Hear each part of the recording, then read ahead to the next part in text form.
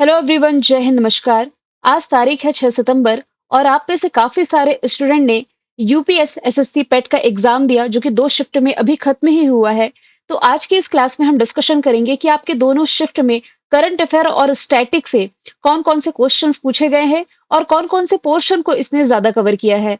आप यदि किसी भी एग्जाम की तैयारी कर रहे हैं, लेकिन आप ये जो एग्जाम का एनालिसिस मैं कराती हूँ ये जरूर देखा करिए। जैसे कि कुछ दिन पहले मैंने बिहार में जो एग्जाम हुआ था इसका एनालाइज कराया था तो वो बिहार का पेपर, लेकिन उससे भी कुछ क्वेश्चंस आपके आज के एग्जाम में देखने को मिले हैं।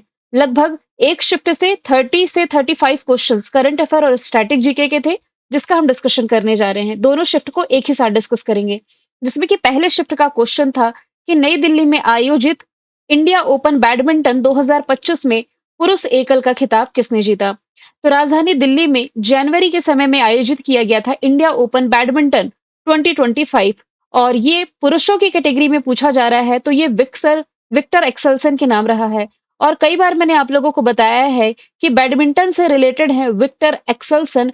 पूछा जाए किस कंट्री से बिलोंग करते हैं तो ये डेनमार्क से बिलोंग करते हैं।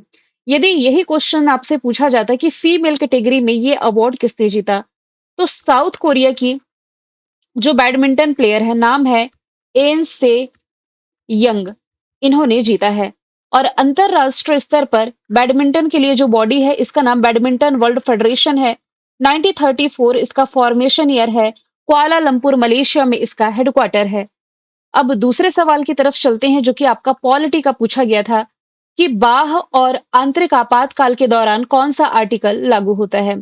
तो इसमें आपका आर्टिकल नंबर 352 है। आर्टिकल नंबर 352, तो भारत के संविधान का जो अनुच्छेद नंबर 352 है, ये वही अनुच्छेद है जो कि बाहरी या आंतरिक आपातकाल के दौरान लागू होता है। अब आर्टिकल नंबर 352 आपको नहीं दिखाई दे रहा है, तो इसमें से आंसर कोई नहीं होगा।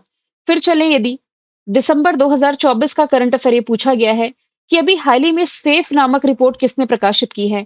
सेफ यानी कि secure, affordable, flexible and efficient accommodation, विनिर्माण, विकास के लिए श्रमिक आवास, इस टाइटल से रिपोर्ट जारी की गई थी किसके द्वारा? नीति आयोग के द्वारा। तो ऑप्शन नंबर बी इसका राइट आंसर है। नीति आयोग का फॉर्मेशन ईयर है 2015। योजना आयोग के स्थान पर यह लाया गया था। दिल्ली में मुख्यालय है। इसके हेड होते हैं देश के प्रधानमंत्री, जो कि नरेंद्र मोदी है। इसके डिप्टी हेड उपाध्यक्ष कौन हो जाएंगे? सुमन बेरी हो जाएंगे। और यदि सीईओ का नाम पूछा जाए तो ये हो जाएंगे बीवीआर सुब्रमण्यम। तो ये भी आप रिलेट कर सकते हैं।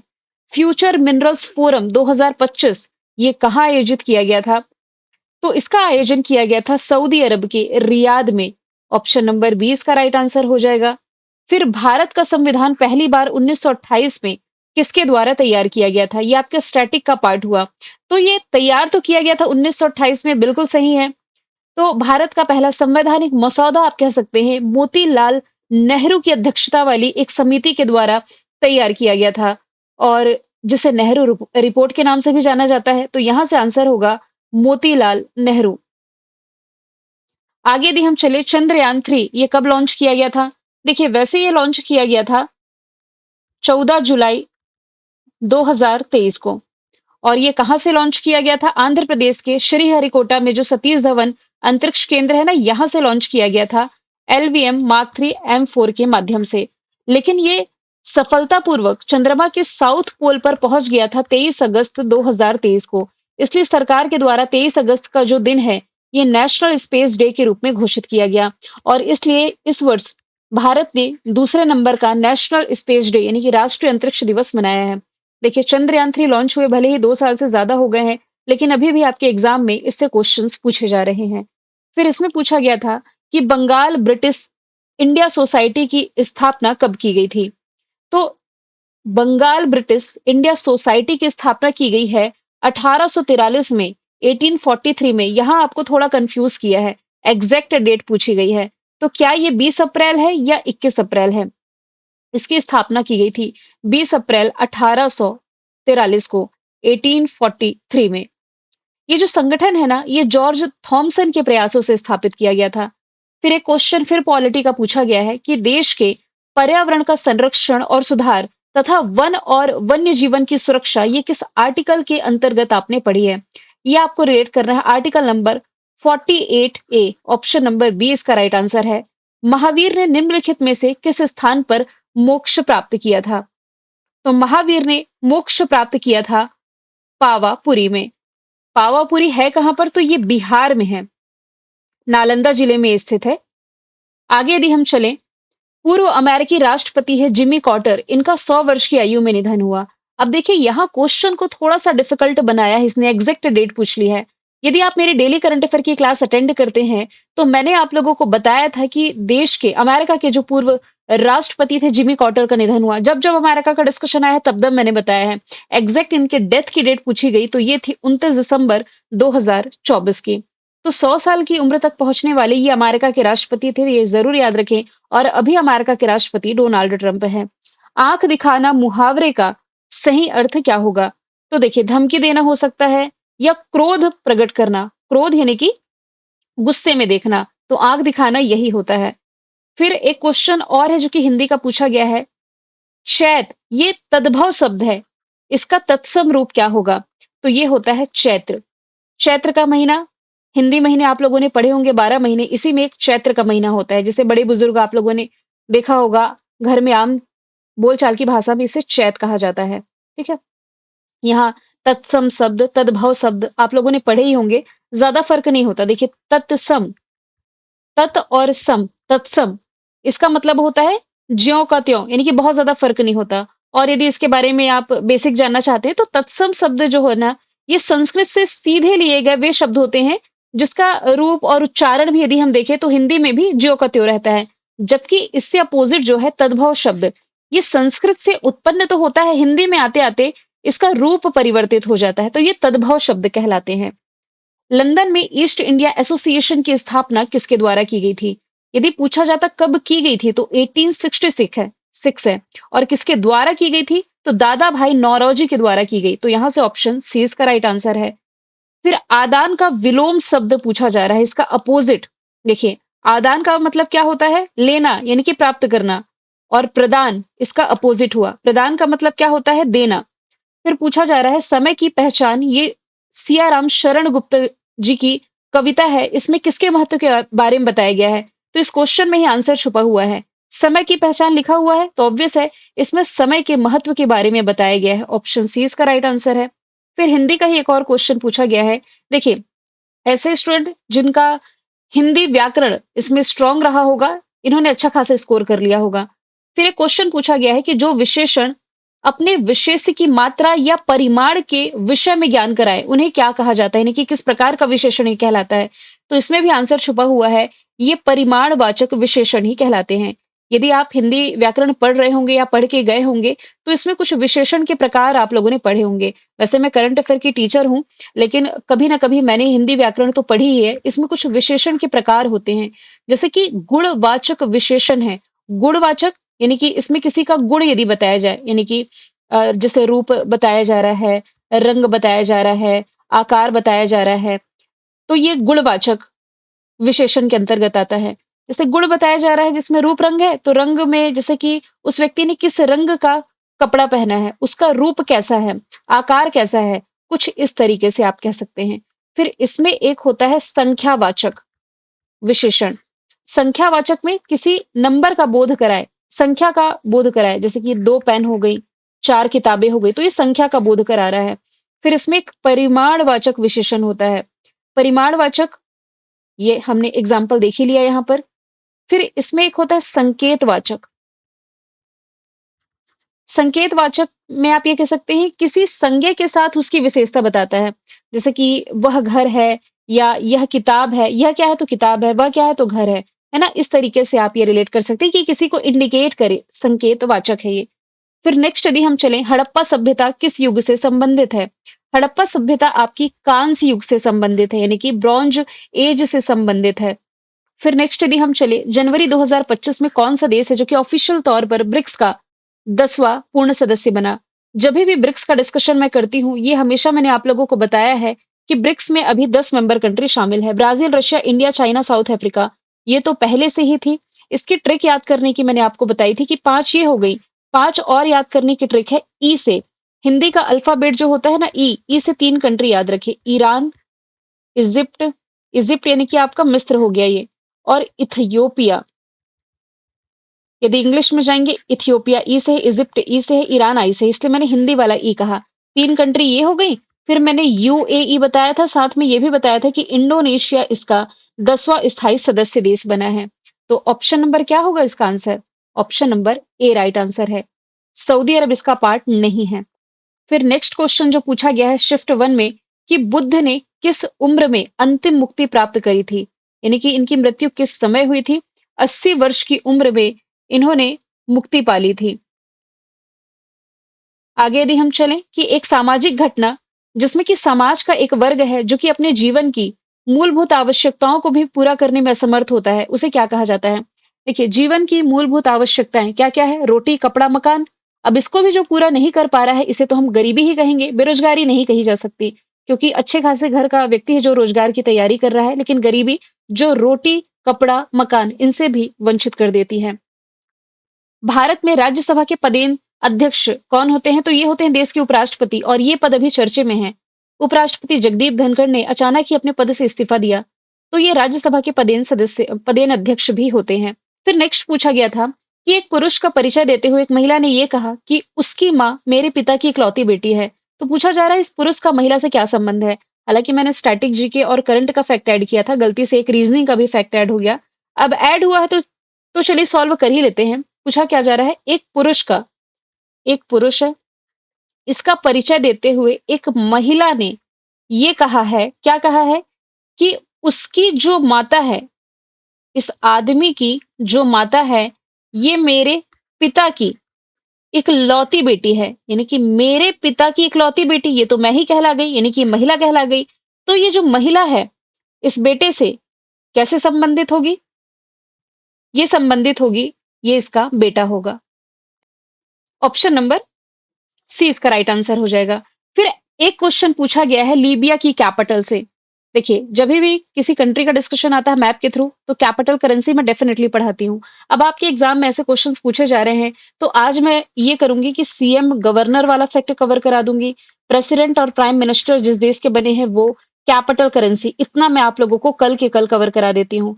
और यदि आप चाहते हैं कि बीते 1.5 से 2 साल के करंट अफेयर आपके कंप्लीट हो जाएं, आप लोग एक बार चेक कर लेंगे, कल्याणी मैम ऑफिशियल ऐप पर लगभग सभी महीने के करंट अफेयर की ई बुक मैंने डाल रखी है। चलिए यहाँ से डिस्कशन करते हैं। लीबिया की राजधानी तो ये हो जाएगी त्रिपोली। एम्स्टर्डम ये नीदरलैंड की कैपिटल है। लग्जमबर्ग तो एक कंट्री ही है। पोर्ट लुइस है मॉरिशस की कैपिटल। फिर इस साल 15 जनवरी 2025 को दिल्ली में आयोजित एक समारोह में सिंगापुर के राष्ट्रपति है थरमन शनमुगनरत्नम। इन्हीं के द्वारा सिंगापुर का जो मानद नागरिक पुरस्कार है, इससे सम्मानित किया गया था तरुण दास को। अवार्ड्स एंड ऑनर्स वाले टॉपिक में ये मैंने आप लोगों को पढ़ाया हुआ है। फिर भारत पाकिस्तान ने वर्ष 1960 में एक संधि पर हस्ताक्षर किए थे। उस संधि का नाम क्या है? तो सिंधु जल संधि। विवादों में भी थी, इसलिए आप लोगों को याद रखना है। इस संधि पर हस्ताक्षर किसके द्वारा किए गए थे? तो उस समय जो देश के प्रधानमंत्री थे जवाहरलाल नेहरू, और उस समय पाकिस्तान के जो प्रेसिडेंट थे, इनका नाम था अयूब खान। इनके द्वारा इस पर हस्ताक्षर किए गए थे। अब ये सिंधु नदी का जो समझौता है, इसके तहत क्या कहा गया? देखिए, जो 3 पश्चिमी नदियां हैं, पश्चिमी नदियां यानी कि वेस्टर्न नदियां, जिसमें क्या आ जाएगा सिंधु, झेलम, चिनाब, इसका अधिकांश जल ये पाकिस्तान के कब्जे में। और जो ईस्ट की 3 नदियां हैं, ईस्ट में कौन-कौन सी यदि आप रिलेट करेंगे, तो रावी हो गई, ब्यास हो गई और सतलज, इसका सारा पानी भारत को आवंटित किया गया। नेक्स्ट यदि हम चलें, विश्व उपभोक्ता अधिकार दिवस कब मनाया जाता है? डेज एंड थीम वाला टॉपिक ये लास्ट मंथ ही मैंने आप लोगों को कवर कराया है। कंज्यूमर राइट्स डे से सवाल है, तो ये मार्च महीने की 15 तारीख को मनाया जाता है। और इस बार जो वर्ल्ड कंज्यूमर डे मनाया गया, इसकी थीम थी a just transition to sustainable lifestyles. देखनी किस भारतीय राज्य का पारंपरिक नृत्य है? तो ये आप रिलेट करेंगे गोवा से। गोवा जो कि एरिया वाइज भारत का सबसे छोटा राज्य भी है। फिर पूछा गया है विश्व की सबसे लंबी नदी कौन सी है? देखिए, चौड़ी नदी पूछा जाता तो अमेज़न होता। सबसे लंबी नदी का नाम हो जाएगा नाइल। ये तंजानिया के पास जो विक्टोरिया लेक है, यहाँ से निकलती है और अंत में जाकर के भूमध्य सागर यानी कि मेडिटेरियन सी में समा जाती है। ठीक है, इतने क्वेश्चन हो गए यहाँ से। अच्छा, एक क्वेश्चन और आर्टिकल से पूछा गया है, भारतीय संविधान के किस अनुच्छेद के अनुसार संघ की कार्यकारी शक्तियां जो है ये राष्ट्रपति में निहित होती है। तो इसमें आप रिलेट करेंगे आर्टिकल नंबर 53। फिर विजय स्तंभ स्टैटिक जीके का क्वेश्चन पूछा गया है कि ये कहाँ पर है? तो ये राजस्थान में है। राजस्थान के ही ऑप्शन आपको दिखाई दे रहे हैं। तो ये राजस्थान के चित्तौड़गढ़ में स्थित है। तो ऑप्शन बी इसका राइट आंसर हो जाएगा। एक तरह का विजय स्मारक। और इसे पूछा जाए कि किसके द्वारा बनवाया गया था? तो जो महाराणा कुंभा थे ना, महाराणा कुंभा ने 1448 में महमूद खिलजी पर अपनी जीत के उपलक्ष्य में बनवाया था। फिर 5 जनवरी 2025 को जो भारतीय तटरक्षक बल है यानी कि इंडियन कोस्ट गार्ड के लिए निम्नलिखित में से किस शिपयार्ड द्वारा दो स्वदेशी रूप से डिजाइन की गई निर्मित दिव्य गश्ती पोत जिसका नाम है अमूल्य और अक्षय ये लॉन्च किए गए। तो जनवरी के करंट अफेयर में मैंने आप लोगों को बताया था कि गोवा शिपयार्ड लिमिटेड के द्वारा अदम्य और अक्षय को लॉन्च किया गया। आईसीजी को इंडियन कोस्ट गार्ड को ये सौंपा गया है। फिर एक क्वेश्चन जो है आपके संगठन और उसके हेडक्वार्टर से पूछा गया है। इंटरनेशनल लेबर ऑर्गेनाइजेशन का हेडक्वार्टर तो ये जेनेवा स्विट्जरलैंड में है। जेनेवा में वर्ल्ड हेल्थ ऑर्गेनाइजेशन का भी हेडक्वार्टर है, वर्ल्ड ट्रेड ऑर्गेनाइजेशन का भी हेडक्वार्टर है। अभी ये सीरीज चली रही तो स्टैटिक जीके के फॉर्मेट में मैं आप लोगों को प्रमुख संगठनों के हेडक्वार्टर याद करा दूंगी। जैसे कि इंटरनेशनल कोर्ट ऑफ जस्टिस का हेडक्वार्टर हेग नीदरलैंड में है, ये यूनाइटेड नेशंस का पार्ट है। जो यूनिसेफ है, यूनिसेफ का हेडक्वार्टर न्यूयॉर्क में है, जबकि यूनेस्को का हेडक्वार्टर यदि आप रिलेट करेंगे तो पेरिस फ्रांस में है। भारत के पश्चिम में कौन सा सागर स्थित है? देखिए इंडिया की लोकेशन है, यहाँ श्रीलंका है। उत्तर में तो लैंड है, मतलब यहाँ चाइना रशिया अदर कंट्रीज है, तो यहाँ कोई सागर नहीं है। यहाँ पर ये नॉर्थ हुआ, ये साउथ हुआ, ये ईस्ट हुआ और ये वेस्ट। लाल सागर पूछा जा रहा है। ये वेस्ट साइड में तो है लेकिन ये इजिप्ट के पास में है, ये मेडिटेरियन सी के पास हो जाएगा। दक्षिणी चीन सागर ये चाइना वाले एरिया में है। अरब सागर बिल्कुल, यदि आप रिलेट करेंगे तो नॉर्थ साउथ ईस्ट वेस्ट यानी कि पश्चिमी एरिया में भारत से बिल्कुल लगा हुआ आपका अरेबियन सी है। यदि ईस्ट साइड पूछा जाता, पूर्वी साइड, तो ये होता आपका बे ऑफ बंगाल यानी कि बंगाल की खाड़ी। लेकिन इसने वेस्ट साइड पूछा है तो ये आपका अरेबियन सी हो जाएगा। तो लगभग ये 35 क्वेश्चंस थे जो करंट और स्टैटिक के पूछे गए आपके फर्स्ट शिफ्ट में। चलते हैं सेकंड शिफ्ट के क्वेश्चंस की तरफ जो अभी शाम को 5 बजे ही खत्म हुआ है। इसमें पूछा जा रहा है कि विभवांतर को मापने के लिए किस उपकरण का उपयोग किया जाता है? Which instrument is use to measure potential difference? तो इसे मापने के लिए इस्तेमाल किया जाता है वोल्टमीटर का। ऑप्शन बी इसका राइट आंसर है। फिर रशिया गीत किस राज्य का क्षेत्रीय संगीत है? इसे आप रिलेट करेंगे उत्तर प्रदेश के ब्रज क्षेत्र से। तो क्या ऑप्शन में उत्तर प्रदेश है? बिल्कुल है। बनारसिया, खई के पान बनारसिया। और फिर रशिया शब्द का उल्लेख कहीं कहीं ना उत्तर प्रदेश के क्षेत्रीय जो गाने हैं इसमें भी आता है। इकोनॉमिक हिस्ट्री ऑफ इंडिया किताब पूछा जा रहा है किसके द्वारा लिखी गई है? तो इस किताब के राइटर हैं रोमेश चंद्र दत्त। रोमेश यानी कि आर, सी यानी कि चंद। तो आर सी दत्त इसके राइटर हो जाएंगे। फिर भारत ने 1983 का क्रिकेट वर्ल्ड कप का फाइनल किस टीम को हरा करके जीता था? भारत ने जो ये 1983 का वर्ल्ड कप जीता इसमें इसने फाइनल में वेस्ट इंडीज को हराया था, जिसका फाइनल मैच 25 जून 1983 में खेला गया था। और ये पूछा जाए कहाँ खेला गया था, तो लॉर्ड्स इंग्लैंड में खेला गया था। अभी लास्ट टाइम भारत ने वर्ल्ड कप जीता है 2011 में, जिसमें कैप्टन महेंद्र सिंह धोनी थे।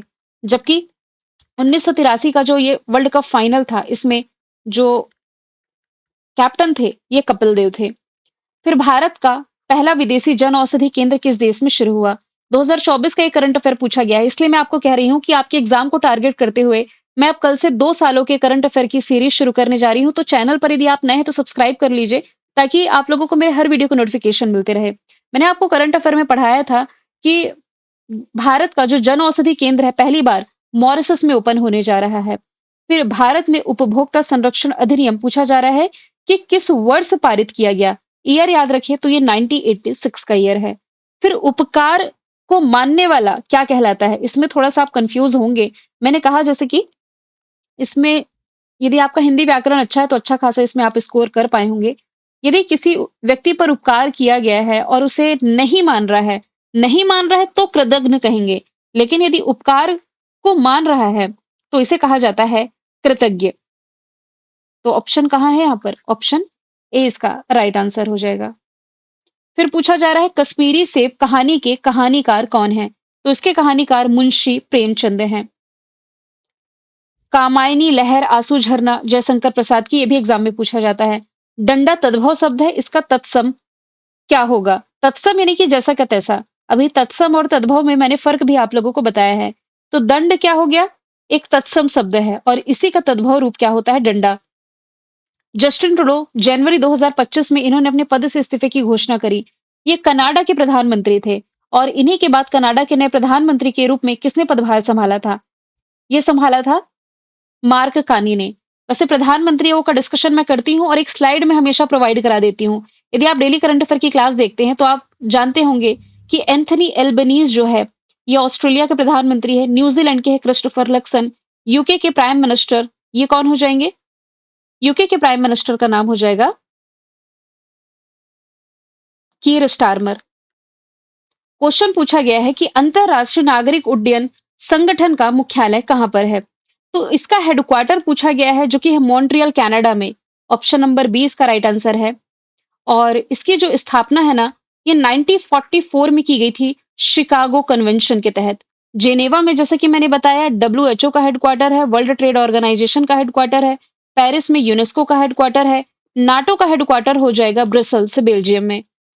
फिर शारीरिक एक अशुद्ध रूप यहाँ पर लिखा हुआ है। पूछा जा रहा है कि इसमें शुद्ध रूप क्या होगा? तो देखिए शारीरिक ये होता है इसका करेक्ट फॉर्म। कहाँ पर लिखा हुआ है? ये। तो ऑप्शन नंबर बी इसका राइट आंसर होगा।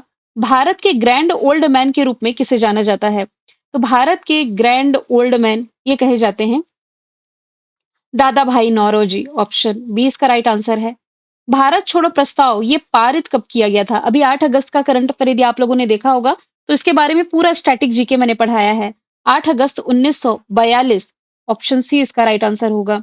तो ये मुंबई में प्रस्तुत किया गया था, पारित किया गया था। इसके सारे फैक्ट मैंने आप लोगों को बताए, साथ में ये भी बताया इस वर्ष भारत ने भारत छोड़ो आंदोलन की 83वीं वर्षगांठ बनाई गई। इसी आंदोलन के दौरान करो या मरो का नारा दिया गया था। मनीष सिंघल ये 1 जनवरी 2025 को किस पद पर नियुक्त किए गए? किस पद का महासचिव इन्हें बनाया गया? तो ये एसोचैम के अध्यक्ष बने, associated chamber of commerce and industry of India के। क्यूबा की राजधानी क्या है? इस शिफ्ट में भी कैपिटल करेंसी से पूछा गया है सवाल। क्यूबा की कैपिटल हवाना हो जाएगी। निम्नलिखित में से कौन सी धातु हड़प्पा सभ्यता के लोगों द्वारा ज्ञात नहीं थी या उपयोग नहीं की गई थी? तो जैसा कि मैंने बताया कि हड़प्पा सभ्यता के लोग कांस्य से नून थे यानी कि इससे संबंधित थे, इसके जानकार थे। मतलब कि यहाँ इसमें तांबा का भी उपयोग किया जाता था, सोना, चांदी या कुछ अन्य धातुओं को इसमें उपयोग किया जाता था। लेकिन इसमें ये आयरन धातु का उपयोग नहीं करते थे। लोहा से ये पूरी तरीके से अनभिज्ञ थे। फिर माच ये किस राज्य का एक पारंपरिक लोक नाट्य रूप है? इसे आप रिलेट करेंगे मध्य प्रदेश से। ऑप्शन बी इसका राइट आंसर है। फिर पूछा गया है केवलादेव नेशनल पार्क भारत के किस राज्य में है? केवलादेव या आप पढ़ते हैं राजस्थान के भरतपुर जिले में। फिर गुजरात से गिरवंसदा ब्लैक बक मरीन, हरियाणा से सुल्तानपुर कलेशर, मध्य प्रदेश से Kanha, Pench, Panna, Madhav, Satpura, fossil national park, ये सभी आप रिलेट कर सकते हैं। तिब्बत में ब्रह्मपुत्र नदी को क्या कहा जाता है? ये फैक्ट मैंने आपको तब पढ़ाया था जब मैं आपको ये बता रही थी कि जो चाइना है ये तिब्बत में इसी ब्रह्मपुत्र नदी पर दुनिया का सबसे बड़ा बांध बनाने जा रहा है। तो तिब्बत में ये जो ब्रह्मपुत्र नदी है ना, इसे कहा जाता है यारलुंग तंग्सपो। तो कहाँ पर ऑप्शन दिख रहा है आपको? संगपो कहते हैं, मैंने तंग्सपो कह दिया। एग्जैक्ट, तो ये संगपो कहा जाता है। यही नदी ना जब भारत में प्रवेश करेगी तो भारत में तो हम इसे ब्रह्मपुत्र ही कहते हैं और यही नदी जब भारत के पड़ोसी बांग्लादेश में प्रवेश कर जाती है तो इसे कहा जाता है जमुना। नेक्स्ट यदि हम चलें 27 सितंबर को किस रूप में मनाया गया? डेज एंड थीम से भी सवाल पूछे जा रहे हैं। 27 सितंबर को विश्व पर्यटन दिवस के रूप मनाया गया। यदि राष्ट्रीय पर्यटन दिवस पूछा जाता तो ये जनवरी महीने की 25 तारीख को मनाया जाता है। ये मैंने आपको कवर कराया है डेज एंड थीम वाले टॉपिक में। यूनाइटेड नेशंस डे 24 अक्टूबर को मनाया जाएगा। शिक्षक दिवस अभी कल के दिन 5 सितंबर को मनाया गया। नेशनल टीचर्स डे 5 सितंबर, इंटरनेशनल टीचर्स डे 5 अक्टूबर, इंटरनेशनल लिटरेसी डे अभी आपका 8 सितंबर यानी कि परसों के दिन मनाया जाएगा। अगला सवाल है भारत में विकास का एलपीजी मॉडल ये किसने प्रस्तुत किया था? कब प्रस्तुत किया था ये पूछा जा रहा है। ईयर है तो ये 1991 है। तो उस समय ना देश के वित्त मंत्री हुआ करते थे डॉक्टर मनमोहन सिंह जी, जो कि बाद में देश के प्रधानमंत्री भी बने। तो उस समय भारत फाइनेंशियल क्राइसिस से गुजर रहा था। तब इनके द्वारा एलपीजी मॉडल प्रस्तुत किया गया।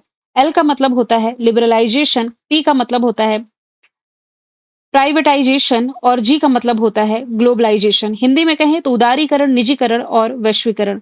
तो आर्थिक संकट से निपटने के लिए इसने काफ़ी ज़्यादा हेल्प करी थी। इस साल जनवरी के महीने में 18वें क्रम का प्रवासी भारतीय सम्मेलन मनाया गया और ये आयोजित किया गया था ओडिशा के भुवनेश्वर में। मैंने आपको ये भी बताया था कि इसमें प्रवासी भारतीय सम्मान से डॉक्टर सैयद अनवर खुर्शीद को सम्मानित किया गया था। फिर एक क्वेश्चन पूछा गया है कि त्रिपिटक के किस भाग में बौद्ध की पारंपरिक शिक्षाएं हैं? तो ये सुत्त पिटक में बताया गया है बौद्ध की पारंपरिक शिक्षाओं और उपदेश के बारे में। एक विनय पिटक आप पढ़ते होंगे, विनय पिटक जो कि ऑप्शन में लिखा भी हुआ है। तो विनय पिटक में ना इसमें भिक्षुओं और भिक्षुओं के लिए जो नियम होते हैं, अनुशासन होते हैं, संयम होते हैं, इसके बारे में बताया गया है। फिर इसमें एक क्वेश्चन पूछा गया है डीआरडीओ की स्थापना कब हुई? तो डीआरडीओ का फॉर्मेशन ईयर 1958 है, दिल्ली में हेडक्वार्टर है। इसके फिर से अध्यक्ष यानी कि दोबारा से अध्यक्ष समीर कामत बन गए हैं। अगला सवाल है, भारत अपनी भूमि भूमि सीमा कितने देशों के साथ साझा करता है? तो इसलिए मैंने एक मैप ही ऐड कर दिया है। पड़ोस में देखेंगे तो पाकिस्तान यहाँ रेड क्लिफ लाइन के माध्यम से सेपरेट होता है, यहाँ डूरन लाइन के माध्यम से पाकिस्तान अफगानिस्तान सेपरेट होता है। तो यहाँ रेड क्लिफ लाइन, यहाँ डूरन लाइन। तो 2 कंट्री यहाँ हो गई। अफ़गानिस्तान का एकदम ज़रा-सा हिस्सा यहाँ से टच होता है। चाइना, नेपाल, भूटान, यहाँ 3 देखिए आप, 3 2 5 हो गए। यहाँ से बांग्लादेश, यहाँ से म्यांमार। श्रीलंका बॉर्डर शेयर नहीं करता, यहाँ से 7 देश आंसर हो जाएगा। भारत द्वारा इंटरनेशनल बिग कैट अलायंस कब शुरू किया गया था? इम्पोर्टेंट मार्क करें, एक नया गठित संगठन है। इंटरनेशनल बिग कैट अलायंस के बारे में मैंने आप लोगों को बताया था कि जब प्रोजेक्ट टाइगर के 50 वर्ष कंप्लीट हुए, तब इस नए संगठन का ऐलान किया गया था और प्रोजेक्ट टाइगर के 50 साल कंप्लीट हुए हैं 2023 में। तो ऑप्शन में देखिए 2023, 2023, 2023, 2023 है। इसने एग्जैक्ट डेट पूछ लिया है, तो याद रखें 9 अप्रैल 2023 का ये दिन है। तो इंटरनेशनल बिग कैट अलायंस के तहत 7 बड़ी बिल्ली की जो प्रजाति है, इसका संरक्षण किया जाना है। 7 बड़ी बिल्ली की प्रजाति में आपका बाघ आ गया, शेर आ गया, तेंदुआ आ गया, इसमें हिम तेंदुआ यानी कि स्नो लेपर्ड भी आ गया, इसमें आपका प्यूमा भी आ गया, इसमें आपका जैगुआर भी आ गया, फिर इसमें आपका चीता भी आ गया। ठीक है? फॉरवर्ड ब्लॉक की स्थापना किसने की थी? नेताजी सुभाष चंद्र बोस ने की थी 1939 में। अगला क्वेश्चन है, सुभाष चंद्र बोस को भारतीय स्वतंत्रता लीग की अध्यक्षता किसके द्वारा सौंपी गई? तो ये रास बिहारी बोस के द्वारा सौंपी गई थी। फिर एक क्वेश्चन है कि 23वें तीर्थंकर जो थे पार्श्वनाथ, इससे जुड़ा कौन सा प्रतीक है? तो इनसे जुड़ा प्रतीक या सिंबल आप कह सकते हैं, ये था सर्प, शेषनाग, ये स्नेक आप रिलेट कर सकते हैं। तो यहाँ से आपके दोनों शिफ्ट के लगभग 70 इंपॉर्टेंट क्वेश्चंस मैंने कंप्लीट करा दिए हैं। जैसे नेक्स्ट शिफ्ट होगा इसकी अपडेट मैं ज़रूर करूँगी। इसलिए आप चैनल को सब्सक्राइब कर लें यदि नए हैं तो, ताकि नोटिफिकेशन आपको मिलता रहे। Thank you so much.